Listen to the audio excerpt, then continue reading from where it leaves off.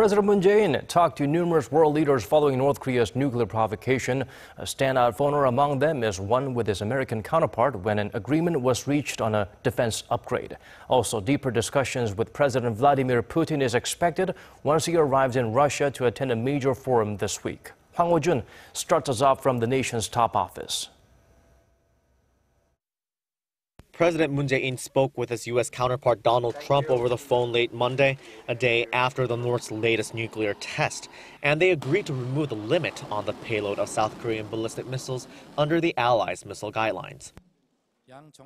The two leaders agreed to actively seek countermeasures against North Korea's provocations and fully prepare for potential threats based on the ironclad defense readiness posture of South Korea and the United States. The move is aimed at enhancing Seoul's own defense capabilities against the increasing threats posed by North Korea.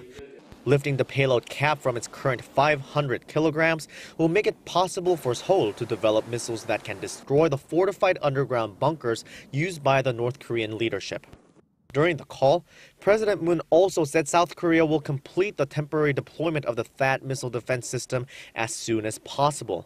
The two leaders also share the view that it's time to put the strongest pressure and sanctions on the North and agreed that the Allies will push for an even stronger UN resolution on Pyongyang.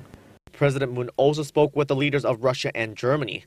With President Vladimir Putin especially, President Moon said the UN Security Council should seriously consider fundamentally cutting off the sources of North Korea's foreign currency earnings, cutting off its oil supply, and banning North Korean laborers from working overseas.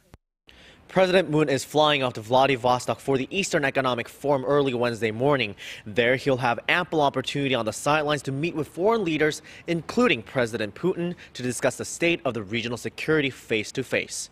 Hwang Hojun, Arirang News.